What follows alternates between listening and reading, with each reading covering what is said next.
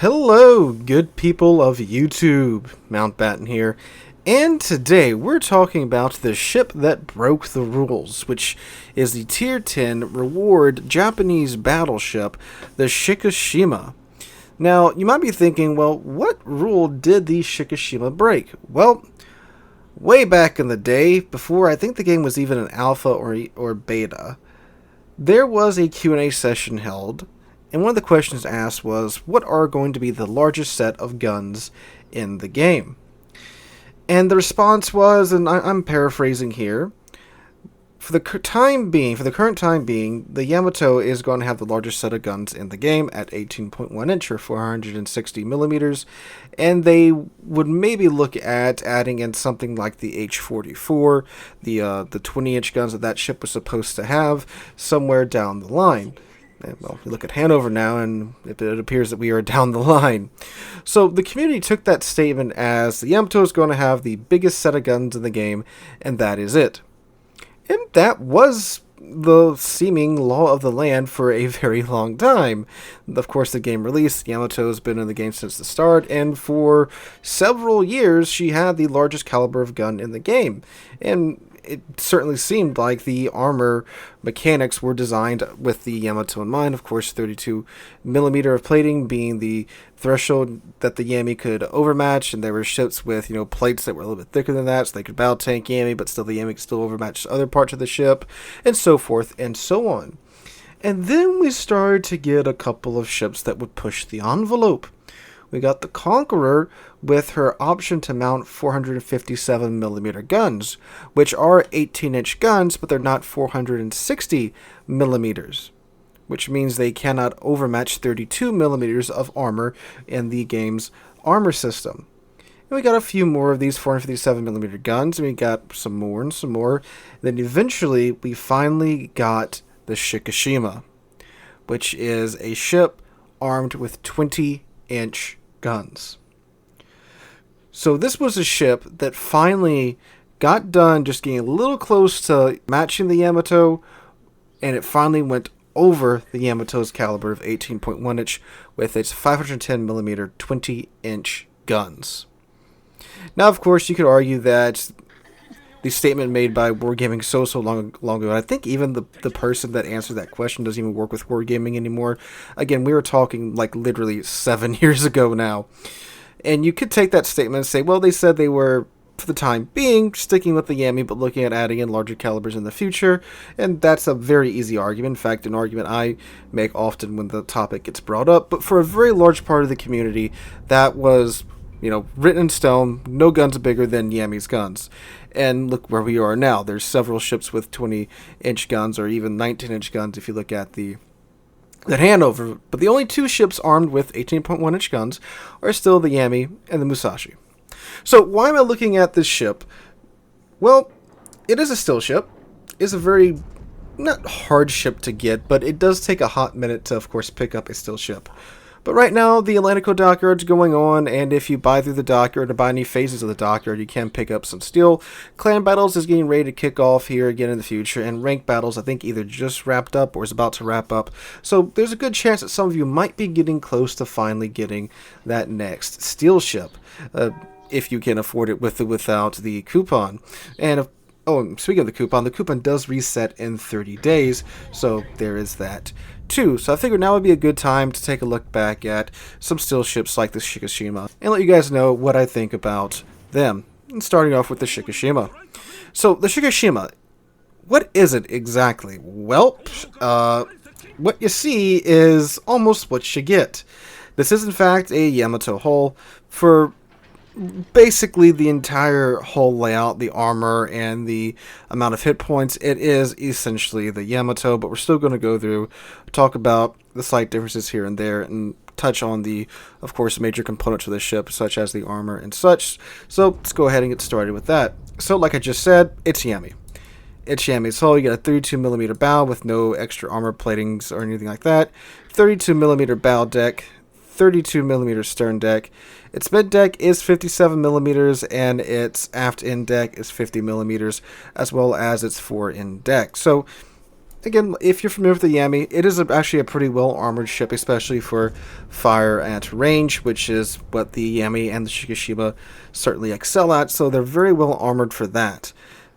Now, if you do strip away those external bits of armor, we of course do have Yami's very, very oddly shaped citadel, and the Shikishima shares the same weaknesses that the Yami does here with the citadel armor.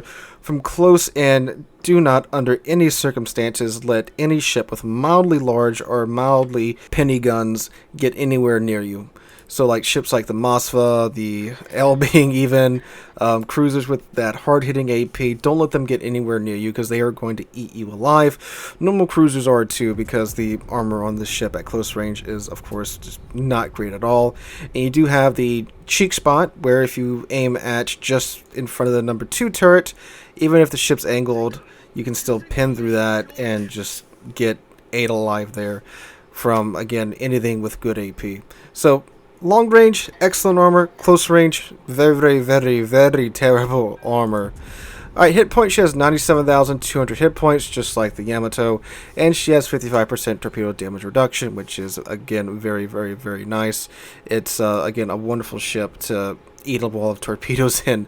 I mean, like, if you're going to eat a wall of torpedoes, eat it in the Yami or the Shiki. That way you don't completely lose yourself.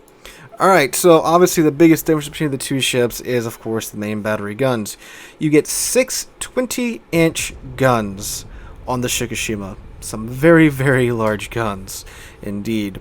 With the build that I have on her, which here it is again right here, she has a 23.8 second reload time. That is exceptionally quick for guns that are this large. I think it's hilarious that the Shikishima does get to have a reload that fast on the biggest guns in the game.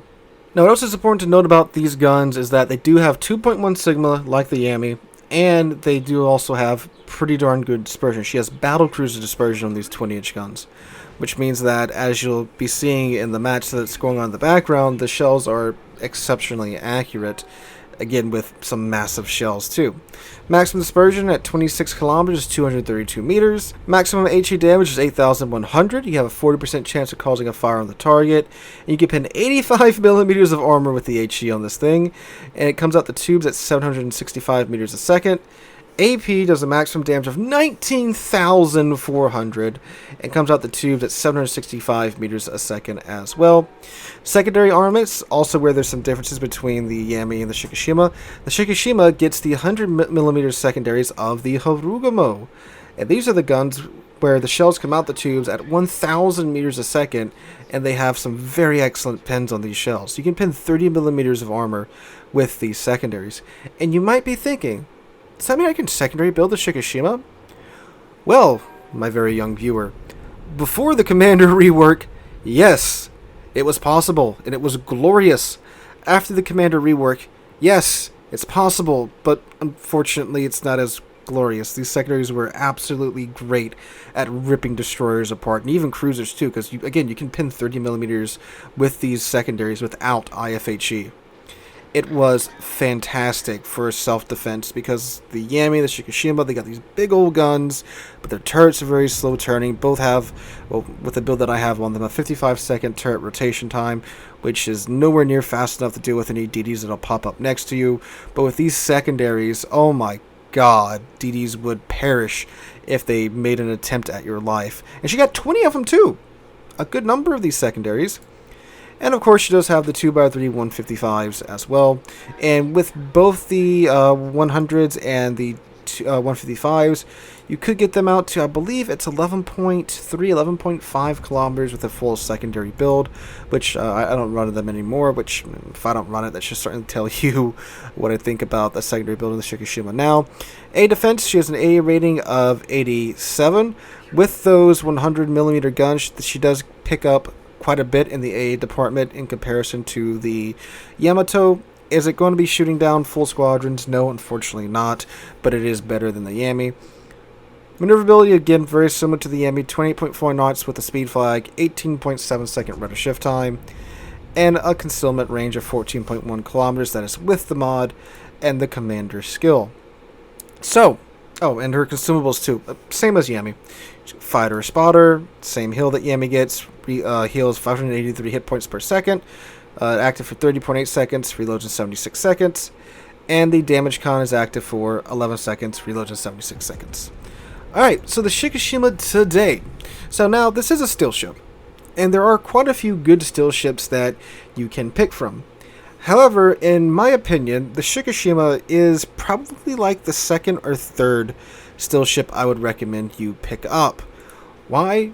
One, she's great for random battles. This is a ship that fits really, really nicely into the current meta at higher tier. As much as I don't like the current meta, the ship does perform very well in it. It's a ship that's great for, of course, sniping. You've got 6 20-inch shells, very accurate guns too, so accurate that you can tell I'm not used to playing a ship that has guns this accurate.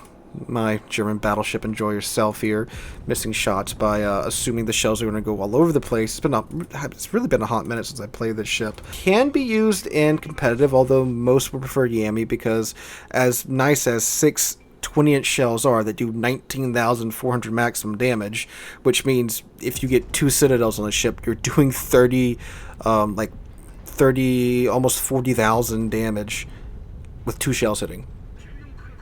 That is nuts. But as nice as that is, 9 guns, a little bit more consistent. You can cover more area with 9 guns. You have a slightly better chance of actually hitting what you're shooting at when you're throwing more guns down range. But Shikishima can work in competitive, and we've seen it quite a bit. And it's just fun to play. It's got 20-inch guns. It's got that unique Shikishima gun sound to it. It can be frustrating at times because you have 6 guns, and when 1 shell misses with 6 guns, it hurts a lot more than when 1 shell misses with 9 guns. But again, you only need 1 or 2 shells to really connect and really be doing a proper amount of damage. Overpins are, of course, going to be happening all the friggin' time because you have massive guns on the ship. If you've played the Yami, you should be pretty used to that by now anyway. So why do I think this should be like the third still ship that you should get? Well, first still ship that you should get should more than likely be the Stalingrad. Stalingrad is, despite what's happened to her throughout the years and how she's kind of been power crept and the global changes like the commander rework really hurting her survivability, she still has an awesome set of guns. She's still really tanky for a cruiser, and you're still probably going to run into quite a few of them if you do anything competitive. After the Stalingrad, I would probably pick up the Ragnar, because that ship is absolutely flippin' nuts. I don't have it yet. I'm working on my way there, but they keep releasing new still ships that I, of course, want to get and review for you guys, so that's, of course, fun. Should catch up at the Puerto Rico event, but I would probably pick up the Ragnar if you're someone that can play DDs quite well. If not, then I would definitely pick up the Burgon, because the Burgon, another still ship I've yet to pick up, is an absolute beast of a ship. It's amazing, great guns, and all around is a awesome ship, and I can't wait to get her. And then I would pick up this thing. But if you're not playing or doing competitive, and let's say you've just been playing ranked and you've been saving your still from events and such, Shikishima is probably the proper ship for you, because it's great for random battles, it's great for slugging it out in the current meta, for taking absolute dumps on other battleships with your 20-inch guns that don't care about their armor, because of course you can overmatch 32 millimeters of armor in this ship. But there's nothing in this ship that you can overmatch that Yami can't overmatch herself that really matters. I think there's really like 3 ships with plating that you can overmatch that Yami doesn't. So yeah, but again, 20-inch guns, funny noise, big damage number. It's a fun ship. So guys, my 2 cents on the Shikishima, my updated 2 cents on the Shikishima in this current meta of World of Warships. Let me know what you guys think about her in the comments down below. Hope you guys enjoyed. If you did, make sure to drop a like, leave a comment, and subscribe to the channel. We're on our way to 40,000 subscribers, and I can't thank you guys enough for that. Hope you all have a wonderful week, and I hope to catch you guys in the next one.